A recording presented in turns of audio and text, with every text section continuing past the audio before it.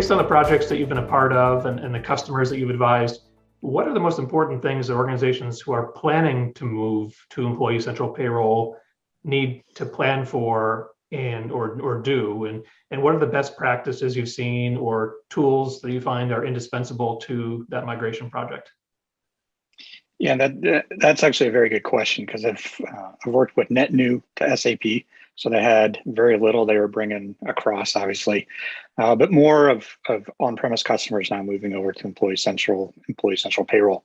One of the big things that I see missing a lot of times is history and how you access that history. So if you're an organization that's currently on-premise, you're moving a lot of times, kind of like Judy pointed out, HR and payroll will be the first move to the cloud for some reason, and then it'll be followed by a move to S4 or S4 HANA Cloud. And it's one of those things where, what do you do with all that old payroll data? So you've been live since the beginning of the 2000s. What do we do with that? A lot of the SIs, when they come out and bid, will only do current year, maybe 1 year previous. And I see that as an issue long term, because now how do we go back and get that information, especially if our finance system is only going to be around for a year or two and then they're going to move. They're not necessarily going to want to bring all the payroll data. HR has the same thing. How do we go back and look at some of that history? On the EC side, it seems like because you have to build out all of that configuration, it's a little bit more difficult to get a lot of the history. So we have to figure out how to do that. One of the things you can do on the payroll side, though, especially if you use some of the third-party tools that are out there, is you bring all the configuration across. You can update that like we talked about, make things a little simpler, but you can bring all of your payroll history. There's nothing stopping you from doing that. And then we can report off of all that all the way back. Again, if you use the standard SAP tools, there's not a lot of help with the history of the payroll results. There's tools out there that are available that's a little more cumbersome. Use Easy Migration, those types of tools. You can bring a lot of that across very easily. Yeah, and you know, I give the plug for Easy Migration. You obviously can choose the amount of history and the level of everything you want to bring across as well, which is important. Judy, what did Swagelok do when it came to, we're talking about history and we're talking about migration? What was your approach with that? It was kind of a quick and dirty, to be honest with you. So we went live in 2018. So what we did was we loaded a whole payroll up for 9 months worth of, as if it were one payroll. Okay, so if you went out to our system and you looked at 2018 and you looked at September, it was the whole year in one payroll. And then from there, you know, we each payroll after that. And so that way, when we got to the end of the year, our W-2s were correct and it was all loaded in appropriately on ECP.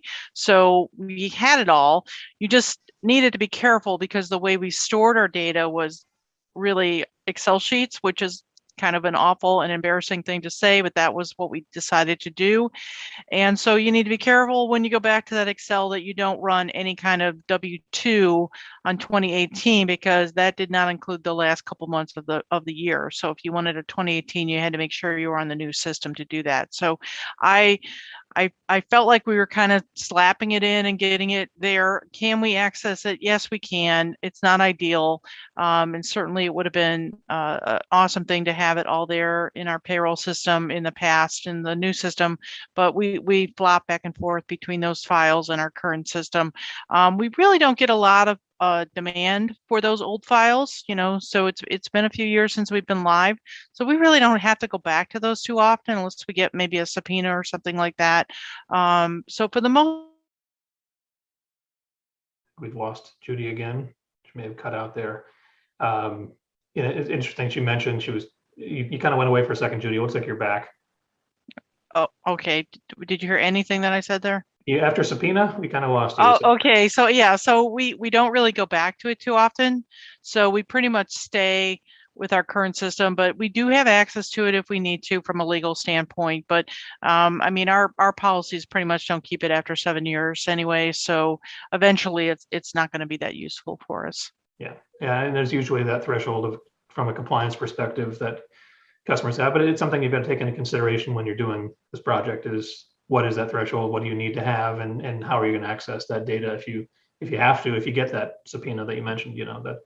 Imran, anything you want to add to this question? I think it's, it's always a good thing for customers to scope it out and understand what it is they want to get out of it, right? And the legal aspect is obviously the biggest one, right? And so if you look at like historical results and being able to get the information you need, that's a key consideration, right? And so take a look at that first and foremost, but don't overcomplicate it either, right? And so if there's stuff that, you just haven't used, don't need to use, and I guess don't be a hoarder either, if at all possible. So yeah, I guess I'll just add that.